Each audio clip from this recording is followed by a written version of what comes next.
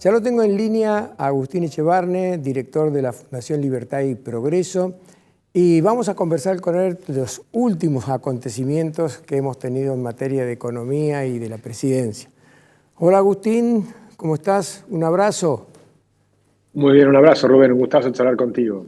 Bueno, si te gusta la música clásica, podríamos titular lo de anoche en el IAEF, Sinfonía en Re menor titulada Gran Cátedra de la Macro, porque creo que anoche pudimos escuchar el mejor discurso del presidente de la Nación. Creo, capaz que vos no coincidís con lo que digo. Te escucho. No, sí, yo creo que él está mostrando la visión que tiene de cómo se van corrigiendo los problemas enormes que ha recibido, pero claramente estamos a mitad camino, ¿no? Que cuando uno mira el balance del Banco Central, que es el que te genera todo el desequilibrio inflacionario, obviamente lo está reduciendo el problema porque, por un lado, bajó 80% la tasa de interés, o sea, el costo de la deuda que tenía el Banco Central, que ya lo hemos hablado otras veces, y por otro lado, ha transferido parte de esa deuda al Tesoro, de forma tal que ha bajado un tercio de esos pasivos remunerados. Es decir, que ya estás a más de mitad de camino, digamos, de resolver el problema del Banco Central. Ahora, lo que falta, por supuesto, es para frenar del todo la emisión monetaria, que tiene como tres componentes, ¿no? Que son, por un lado, el déficit fiscal, que está en cero, con lo cual por ese lado no está emitiendo, pero todavía ha emitido para comprar reservas.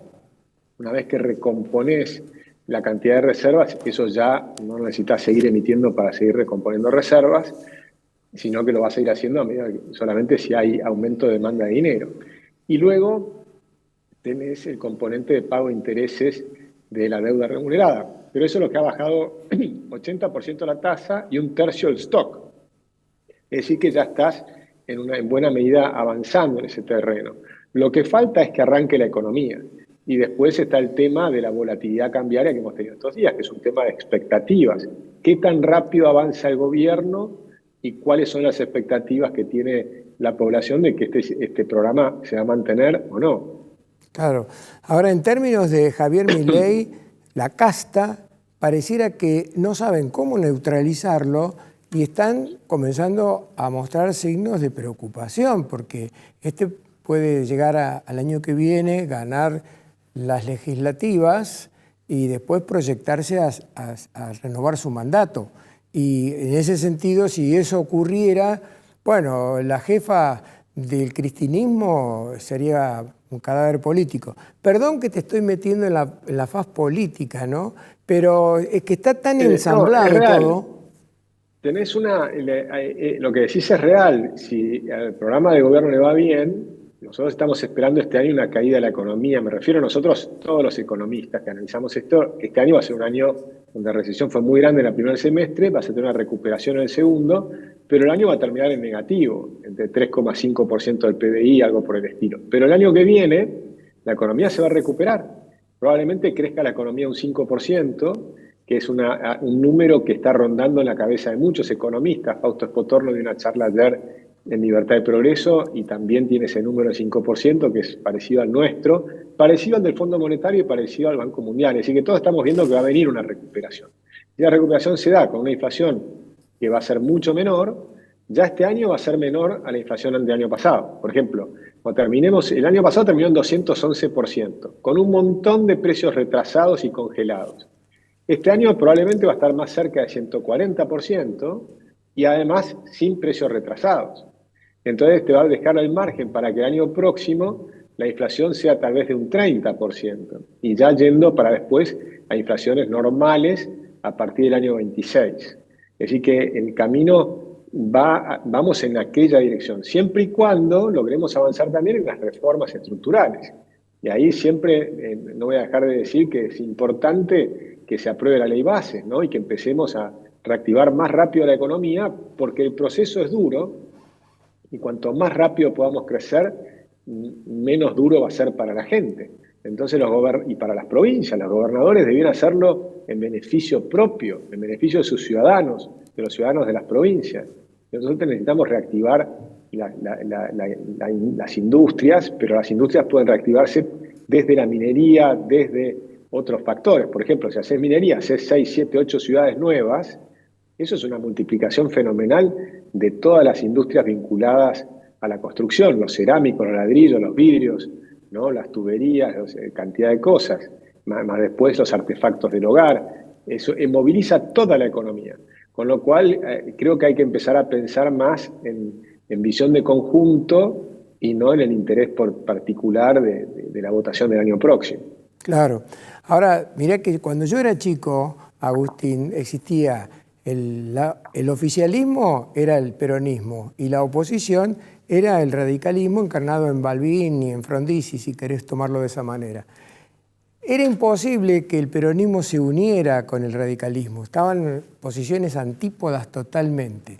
Milei, junto, diría yo, con Onganía y Videla, logró que el peronismo y el radicalismo se junten, esta coalición efímera que han armado ahora con el proyecto para las universidades entre radicales y la Unión por la Patria, es un milagro que ha logrado Milei, que no se podía esperar hace 10 años atrás. Bueno, yo creo que se está realineando, como bien decís, los factores políticos, porque en realidad también parte del peronismo está muy cercano a las ideas de Milei. O sea, el peronismo iba a ser el peronismo renovador, el de Menem, ¿no? El que empezó, en realidad la renovación del peronismo la empezó el viejo Cafiero, no el nieto, ¿no? O sea, y esa renovación era un peronismo más moderno, pero después Menem lo hizo todavía más moderno y más asociado a Occidente, digamos, a las ideas de Occidente y al capitalismo. Y entonces ahora finalmente la diferencia es, creo yo, entre los estatistas y los que creen en la libertad. Los que creen que el Estado tiene que estar por encima del individuo y los que creen que el Estado está solamente al servicio del individuo, pero no para aplastarlo en ningún caso. Es decir, que por más pequeño que sea el individuo, tiene sus propios derechos, a la libertad, a la vida, a la propiedad privada. Pero si tenés derecho a la propiedad privada, es decir, a ser dueño del fruto de tu trabajo, entonces no puede venir otra persona o otro grupo de personas o el Estado representando a las mayorías a sacarte lo que es tuyo. O sea, vos sos dueño de tu propiedad o no.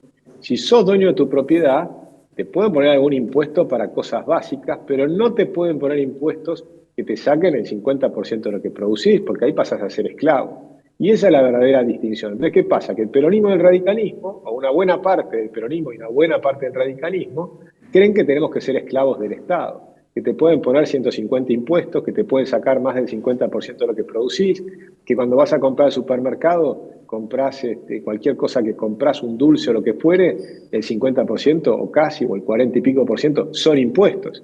Pero además te sacan de tu sueldo, además te sacan de tu sueldo como impuestos, y después te sacan de tu sueldo diciendo que lo van a hacer para tu jubilación, pero en realidad te lo roban, y cuando llega el momento de jubilarte te dan migajas, es decir, te tratan como un siervo de la gleba. Y esa es la gran diferencia. O somos libres o somos siervos del Estado.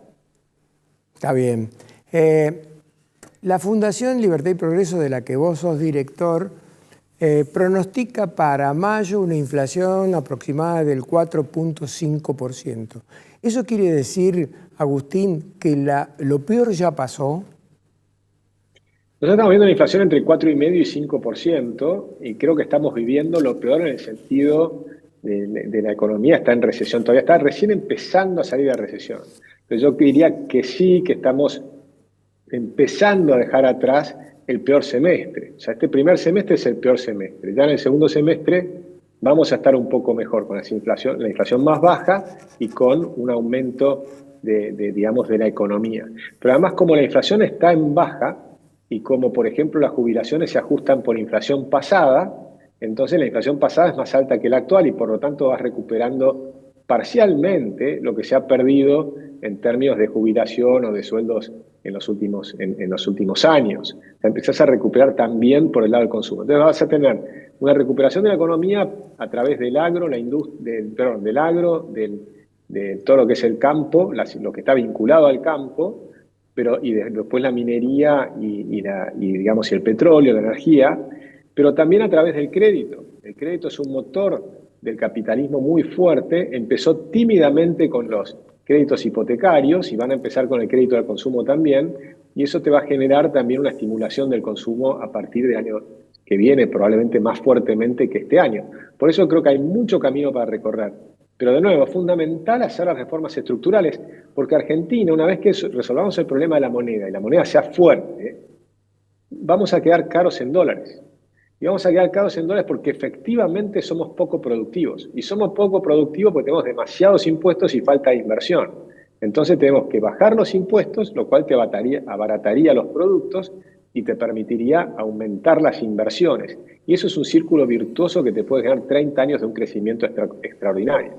Claro. Ahora, Milei ha instituido algunos ahorros forzosos, ¿no? Porque, por ejemplo, las transferencias automáticas a las provincias se cayeron un 90%. Está frenado el incremento de los servicios, con la luz, el agua está un poco frenado, lo cual seguramente le va a dar superávit primario de vuelta ahora en mayo.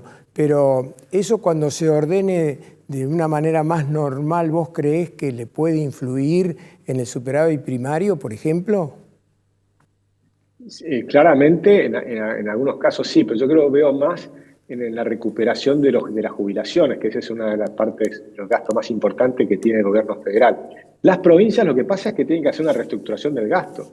Yo no creo que la nación le tenga que dar más gasto a las provincias o más dinero a las provincias con transferencias discrecionales. Creo que eso tiene que acabarse para siempre. Tiene que ser automático, lo que ya está, pero las provincias tienen que cambiar la forma en la que gastan. Tienen que reducir sus gastos improductivos y gastar en lo que realmente corresponde. No tienen que gastar en publicidad, no tienen que gastar en un exceso de burocracia, no tienen que gastar en empleo público que encubra las fallas del empleo privado, sino que tenés que reactivar el empleo privado. Todo eso lo tienen que hacer las provincias y además tienen que eliminar ingresos brutos. O sea, las provincias tienen todavía una buena parte del problema, porque Javier Milei siempre, cuando habla de los próximos impuestos a reducirse, primero es la inflación, o sea, resolver el problema del Banco Central. Y ahí eliminás la inflación porque es el peor impuesto. Después viene el impuesto al país. O sea, cuando salís del cepo tenés que eliminar el impuesto al país, que es un 7% de la recaudación, lo cual es gravosísimo. Y después vienen las retenciones al campo y a las exportaciones en general. Y en tercer lugar, el impuesto al cheque, que es otro impuesto totalmente distorsivo. Y él no habla del impuesto a los ingresos brutos, que es totalmente distorsivo, pero lo que pasa es que no es del gobierno federal, es de las provincias. Y las tasas de los municipios, que en muchos casos son un disparate, te cobran tasas de cosas que no son tasas, sino que son verdaderos impuestos, a la publicidad o, por ejemplo, a los combustibles, etcétera. Eso tiene que desaparecer también. Así que hace falta todavía mucho, mucho, mucho trabajo en reducir el gasto improductivo del Estado para permitir bajar los impuestos más distorsivos. Claro, de todo lo que acabas de decir, me parece que lo más difícil para el gobierno va a ser reeducar a las provincias, porque primero que es el interior, no es la capital federal, y la tabla de valores, su axiología es bastante diferente. Pero vos fíjate, por ejemplo, este caso de, no hablemos de Gildo Infran en Misiones, que es en Formosa, que es... En Formosa. ¿Perdón? Sí, en Formosa. Sí, que es un escándalo. Fíjate el caso Quintela en La Rioja, que tiene 40 empresas públicas. ¿Te imaginas para desarmar todo eso? Y no vaya a ser que lo de Misiones genere un clima de contagio en otras provincias y le trasladen el costo de eso al gobierno central. Bueno, Argentina está en una situación crítica, pero eso es clarísimo porque venimos mal de hace muchos, muchos años.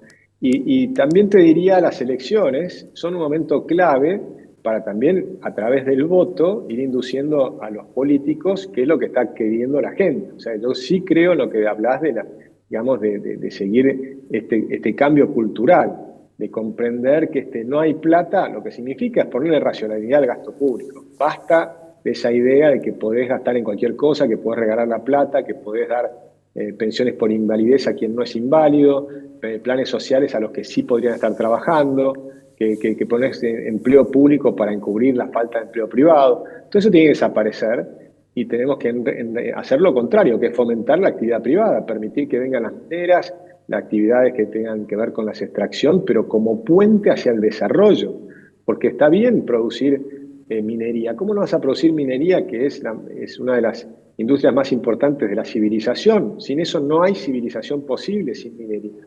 Entonces, minería hay que hacer, pero por supuesto tenés que hacerlo de la mejor manera posible, respetando las cosas ambientales y todo lo que quieras, pero hay que hacerla. y aprovechar, por supuesto, todo ese dinero, no para despilfarrarlo, sino para invertirlo en educación, en los chicos que van a estar en esas nuevas ciudades mineras y que puedan ser el día de mañana exitosos emprendedores de nuevas empresas que sean del conocimiento, de la industria del entretenimiento y de todas las cosas que están en expansión en el mundo. Claro. Bueno, ahí me avisan que vos tenés otro compromiso pegado a este y que seguramente ya te están urgiendo. Así que te hago la última pregunta. Hay muchos colegas tuyos que dicen que la inflación va a seguir bajando y en alrededor de un 4% se va a mesetar y esa barrera va a ser muy difícil de cruzar. ¿Ustedes lo ven de esa manera?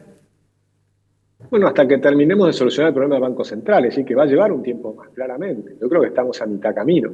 Una vez que resuelvas el problema del Banco Central, ¿qué significa? Que no emitís más para comprar dólares, no emitís más para pagar los intereses de la deuda y, por supuesto, no transferís más dinero al Estado, al Tesoro. Y ahí va a sacar Javier Milei esa ley que está proponiendo de emisión cero. Una vez que saque esa ley de emisión cero, pero que sea creíble, y va a ser creíble porque tenés déficit cero y porque solucionaste el problema del Banco Central, porque si la sacaras hoy, probablemente no sería creíble, porque todavía no resolviste el problema. Pero una vez que resuelvas el problema y saques esa ley, mientras esté Javier Milei va a ser creíble. Lo que pasa es que para cuando no esté el presidente actual y tengamos otros presidentes, yo prefiero que para ese momento que nos llegue ese caso, ya tengamos una economía dolarizada para que no puedan tener tentación de volver a imprimir y gastar espuriamente el dinero de los contribuyentes. Está bien. Un gran abrazo y nos encontramos el miércoles que viene. Igualmente, un gran abrazo.